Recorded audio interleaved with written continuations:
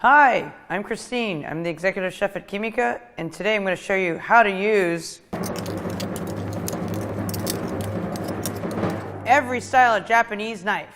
I only own Japanese knives at this point. And to be honest, I don't actually see very many professionals using anything but Japanese knives these days. I'd be very surprised if you buy a Japanese knife and you don't continue to want another one after you buy your first one. A knife should last you a lifetime, so it's important to take care of your knives like they're your best friend. These are the basic tools for knife care. A knife roll, sharpening stones. And this is a saya, a wood cover made out of magnolia wood. One of the first things you learn is that you would never give your knife away to anybody to sharpen. You have to do it yourself. Make sure you soak the stones in water. These are not oil stones. We only sharpen Japanese knives with wet stones. Using any kind of sharpening wheel or mechanism really just shaves off too much knife. So we're gonna do this Western style petty here. You have to always make sure you soak these for at least half an hour before you're using them. This is gonna be at 70 degrees.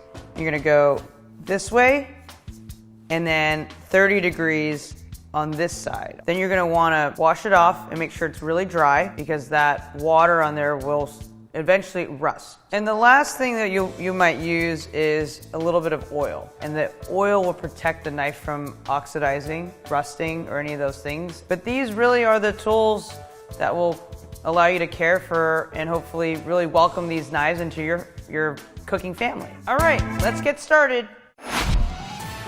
This knife is a gyuto. When people ask me what knife you should get, a gyuto 8-inch chef's knife is the place to start. It's the all-purpose knife. So something that we do a lot at the restaurant and we do a lot of at home is using onions. So cut the ends off, just a little bit off of the butt, and we want to peel the onion first, so we're going to cut this. The knife has a nice bolster, so it helps you peel the skin off of the onion. You could use your hands, but it's nice to use this bolster on the butt of the knife. It's lighter, it's thinner. This doesn't feel unsafe when I'm doing this. I'm really guiding it and I'm putting my hand up for a little bit further on the knife so I can really control it. You don't want to use a knife that's too big that feels a little too heavy. And that's where this thinner knife really makes a big difference because it's much easier for you to slice the onion thinner and at a faster pace. Paper thin red onions. We could do a dice of the onion. You can see you have this precise, nice red onion dice now. And that's the gyuto. This is a santoku. Santoku means 3 virtues. And the 3 virtues of this knife is that it can cut fish, meat, and vegetables. It is another one of our all-purpose knives for like julienning, maybe doing some potatoes, and carrots. Everyone has carrots in their kitchen. You can really use this up and down motion and really utilize the bolster that's a little bit taller. And you're just doing a very up and down motion instead of a rocking motion like you would do on the gyuto. Another cut that's great to do with carrots is called a rangiri, where you're essentially rolling just one knife cut down. You roll and you keep going. So there are these 3 shaped, twisted cuts. If you're not super skilled in your knife skills, this is a great knife to start using. It's a little bit more compact and it works really well at home because obviously your kitchen is a lot smaller than the kitchen I have at work. It's the perfect knife for a New York apartment. If you've got the little tiny cutting board that's about this big, perfect just for that size. And that's the santoku. This is a kiritsuke, a knife that is traditionally only used by the executive chef. The ultimate example of Japanese knife making craftsmanship. And this comes from the tradition of samurai sword making. So this is my kitchen sword. So today we're going to use this single-sided beveled knife and we're going to slice this tomato. And it just cuts through like nothing and it really falls off the beveled side of the knife, and it's multi-purpose, so I can work on some vegetable cutting and prep a piece of fish for you and a piece of meat. That's the kiritsuke. This is a bunka. It is also an all-purpose knife and it's very delicate. For instance, we're going to cut some Japanese eggplant here. It's so delicate and thin and light, I can really just slice through these things very quickly. The bunka's got this slanted tip, and this is why sometimes you'll pick to use this knife versus like a nikiri. So as you can see, we've cut this eggplant in half, and we're just going to use this and not go all the way through, but we're just scoring, putting the tip in maybe like a 1/4 inch to 1/2 inch down and doing these crosshatch marks. And this will allow the eggplant to cook faster and you'll get this really beautiful design. We also can do that with mushrooms, like these king oyster mushrooms here. It just slices through it so quickly. And then here you're gonna do the same scoring, and you can put these in a hot pan, some oil, maybe finish with a little butter, get this one side super golden brown, and think about it at a dinner party. How cool would this be for you to have a bunch of these on a platter? People would be very impressed. It's not too long. It's so light and maneuverable. It's a really nice knife to be able to just kind of slide right in. And that's the bunka. This is a petty knife. Petty meaning petite in French. Generally speaking, they're 5 to 6 inches long, and it's really great for cutting smaller vegetables or herbs or small fruits and any kind of detailed work that you want to do. For instance, I'll show you here, it's really awesome for peeling garlic. So if you notice here, again, you've got the blade that goes all the way down to the heel. So you can use the heel to help you peel some of the skins off and really use the heel here to get between the skin and the garlic. And we've got our nice piece of garlic. And so if we want to do some sliced garlic, so let's say we're making some linguine and clams at home, and you can slice your garlic, and then you're gonna mince it. It's small, it's light, it's handy, it's perfect. Another thing it would be great for is for using shallots. So for some fine detail work here, if you want to do thinly sliced shallots, this is the perfect knife to do that. And there you have it, some nice Brunoise shallot, and this is your petty knife. This is a paring knife. The smallest of the knives that you'll find, a beautifully handcrafted Japanese knife, hard Japanese steel, wood handle. I use it most for cleaning small things like these beautiful small radishes I got. I really use a lot of it in my hand like this, so we can clean off the tails and clean off the tops. You can use it for making sure if there's like a little dirt here. I don't actually like to peel any of my vegetables. I try not to do that at all. I try to scrub them. So you're really utilizing the whole vegetable and there's no waste. Another application that I use a paring knife for a lot is mushrooms, like these beautiful chanterelles from Canada. So here I'm just gonna cut the butt off, and then very delicately, I'm gonna scrape a fine layer of the chanterelle off. And that's really what paring knives are for, is for the very delicate work that you're gonna have. And that's the paring knife. This is a nakiri. A nakiri is a square vegetable cleaver. It's great for cutting open squash, potatoes, and things like that, because these hand-hammered dimples here are called tsuchime. And the purpose of them is, not only is it very beautiful, but when you're cutting these hard vegetables, it allows it to not get stuck on the side of the blade. The balance of it is great for putting weight down on these harder skinned vegetables. We're gonna cut this squash open. We've got this kabocha here. You really need a knife with a little bit more weight to it to get through the hard skin. It's so easy here. Do it with one hand. I can do it with hands like this. It's great. We've got this beautiful purple sweet potato. Just cut right through. We want to make some sweet potato fries. Get the next one. You see how the potato just falls right off of that edge? It's because we've got these dimples here. We could do a few simple knife cuts. And it's also great, this square blade, the larger surface allows you to move things around a bit faster. And that's the nakiri. This is an usaba, which translates to thin slice. It is a single-edged vegetable knife, and it is really used for high-level Japanese decorative knife work. For example, I'm going to show you this cut that we do for the cucumbers that you see in sushi rolls. It's a great knife for it because of the single edge. It's got the blade all the way to the heel, so then you're controlling the knife and turning through the cucumber. And you're just rolling and doing thin slices of cucumber. Rolling until you get all the way down to the core. It can take a lifetime to master these knife cuts. And then we've got to the core. And we can then use it to finish the julienning. And again, there's no rocking, it's just a straight down motion up and down to get a nice, even julienne here. And these are your little thin strands of cucumbers that you see in sushi rolls. This is your usaba.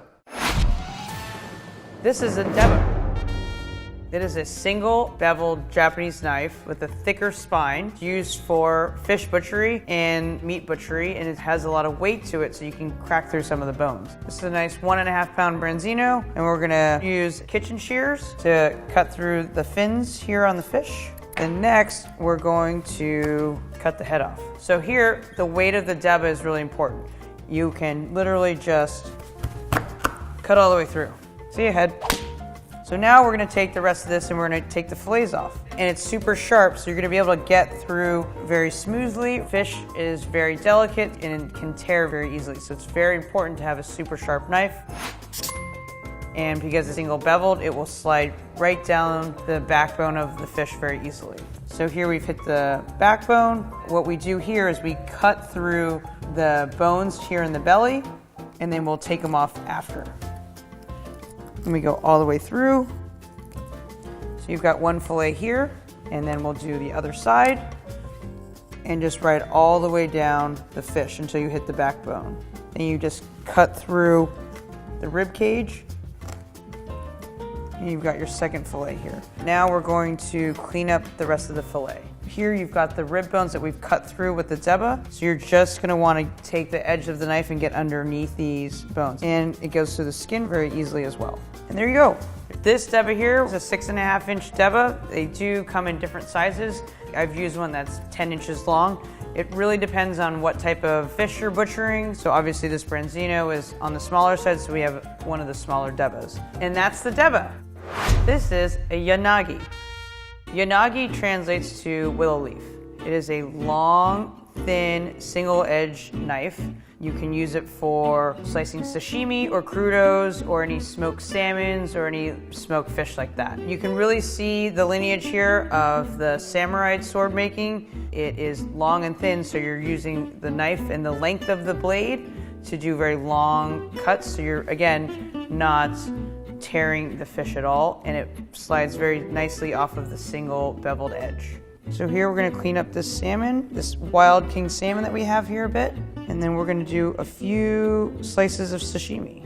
You can also use the yanagi to help skin the fish and really utilize these long tears that it has. And it's really these long strokes that you're doing with the yanagi. So here we have the belly that we're gonna make a few sashimi slices from. It still has the skin on it, so we're gonna take the skin off using the yanagi. This yanagi is 10.5 inches, and they do come in different sizes. So again, with the larger fish and the more skilled you are, the longer a yanagi you'll be able to handle. And we wanna use this very sharp single-edged knife so we're not gonna tear the fish. And it's really just smoothly gliding through the salmon belly. It's also very important to wipe off your knife in between slices, because then it will decrease any friction that you'll have when you're slicing. And it keeps everything neat. So here we're just gonna slice this piece off. And these long slicing motions is what is important here for the sashimi. And you really use the whole blade, starting from the bottom and moving all the way to the top. And it's almost just gliding with it. It's one nice solid stroke, almost like using a sword. This is the yanagi. This is a kakimuki. Kaki is oyster in Japanese, and this is the Japanese oyster knife. The Japanese oyster knife has a much sharper point than the Western style oyster knives, and it's very sleek and very simple functionality. It's got a wood handle and it fits perfectly in your hand, and honestly very little curvature. It's pretty much this very sharp piece of metal in this very simplistic piece of wood. The handle is a little bit thicker than the Western and French style oyster knives as well, and it really gives you a little bit more leverage and ability to control the knife a bit more. So you see this very, very sharp knife here. We're just gonna use this point and try and get that into the hinge of the oyster. Get that popping sound, that means you've been able to get the oyster open, and then you wanna take the knife. You can use the sharp part to cut the muscle, and then you've got your oyster. And you can also use this flat part here to help scrape and detach the bottom muscle of the oyster from the shell.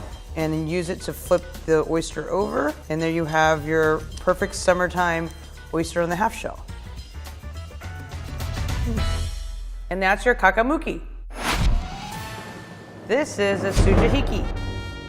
Sujihiki translates to pulling the muscle. So this is a Japanese meat slicer. The angle that the sujihiki is generally sharpened to is a bit steeper, so you get really thin cuts with this. It is designed after European style, but it is thinner and is made out of a harder steel, so it retains its edge even longer. An edge is super important when you're slicing cooked meat because you don't want to tear the delicious steak that you're about to eat. We have here a dry-aged ribeye. We're gonna slice off the gristle, which is the fattier, more marbled part of the ribeye. And then we have the other side.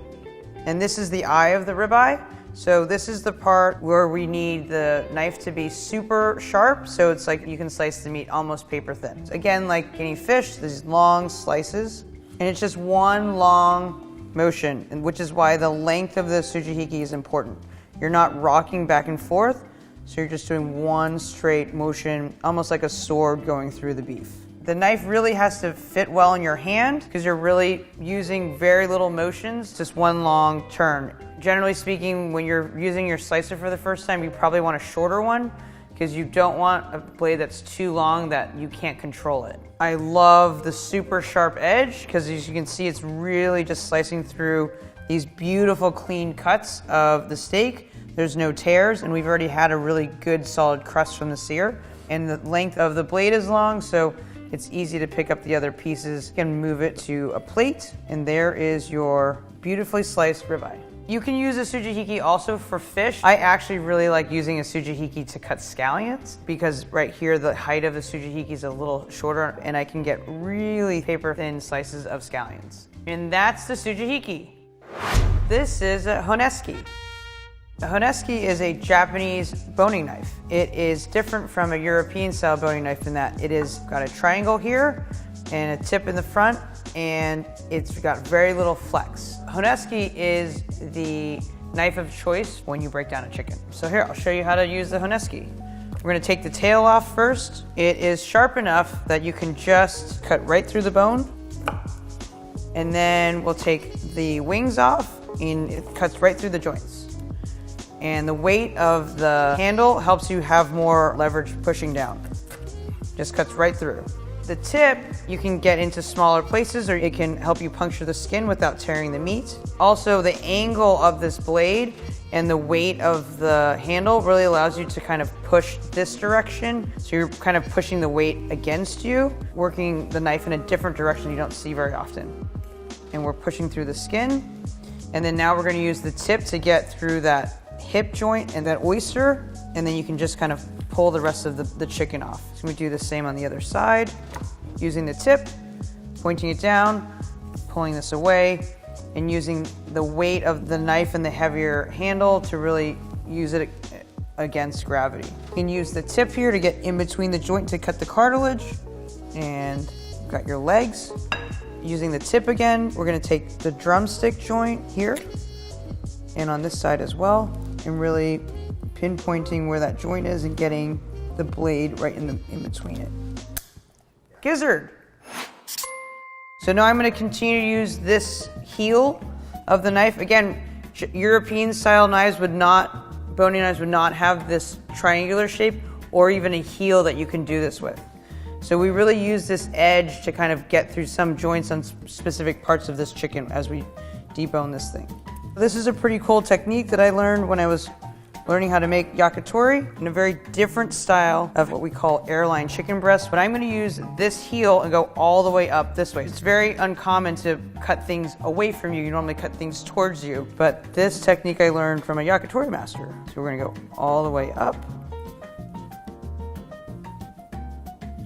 We're going to use the tip to kind of cut this little piece of silver skin and pull this off, and you've got your airline chicken breast here.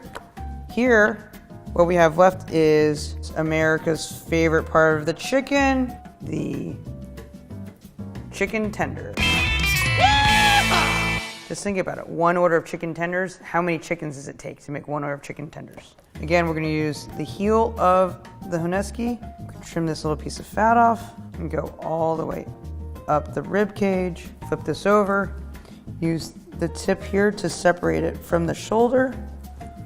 And we can just pull this off. And we've got your second airline chicken breast. And then we're gonna use the tip to get underneath the chicken tender to release it from the rib cage and pull that through. There's your other tender. So right now we can make an order of 2 tenders.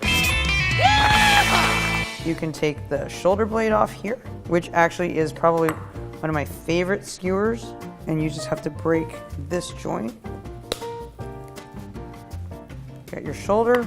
So it's like a nice, moist piece of white meat. We've got chicken tenders, we've got your breasts, you've got your legs and your thighs. I mean, here you can separate it again, just using the weight of the knife and just getting through the joints. So you've got your drumstick here, you've got your chicken thigh here, and there's your chicken. And that's the haneski. This is a honkotsu. This is really made for taking meat that's on the bone, whether it's the whole animal or primal cuts. So if you have like hanging meats, you're really kind of carving the parts of the animal that you want out. What's really unique about this knife is that there's no flex to it at all. And the shape, if you look at it here, there's no heel on this knife at all, which is great for cleaning, let's say, membrane off of the meat so it doesn't get snagged on the heel. But this is really the only Japanese knife that doesn't have a heel. We're not gonna do a whole pig today, but we've got a whole bone-in pork shoulder, and I'm gonna show you how to use the honkotsu to break down this pork. So here we are going through some of the natural muscles of the pork. We're really using the tip to help us guide and break through the different muscles within the shoulder. With the lack of a heel, I'm not getting caught on anything. I can get really close to the muscles that I'm trying to identify and next to the bone. So here I'm carving around this big bone of the pork shoulder and really allowing the tip to kind of be the guide for where I'm going to pull the knife to. Right? It's thicker and heavier, so you're not afraid of like chipping the tip or ruining the tip, let's say on a petty knife where it's a little bit softer and a bit more delicate. But you're able to really get close to the meat and really carve out where you need to go. And then it's a real extension of your hand, and it's thin and small, so you can maneuver at different angles as well. So you can follow the curvature of the bones. And then here, I just need to carve out this area, so I'm really gonna use the tip to kind of like draw and cut out this little last piece of bone. You can really get underneath the bone here. There's no resistance at all, and you're just using the knife to guide you to where the natural break of the bone is. And then the tip just separates the pieces of muscle and cartilage from the bone. So we've got this piece over here. So we've got the bone out. It's also really thin. So again, like here we have this little piece of skin left. If we wanted to take that off. And like I was saying to you before, it's very good for cleaning meat. So at times, like let's say you get a steak and sometimes there's just a little bit more fat. You can use this tip to just go right underneath and cut it off. So you don't have to do some kind of weird angling or anything like that. This knife is designed to be breaking down whole pigs and hanging meats. So we could use this one knife to break down an entire pig. And that's the honkotsu. And that's how you use every style of Japanese knife. We may not have used every style of Japanese knife, but you get the idea.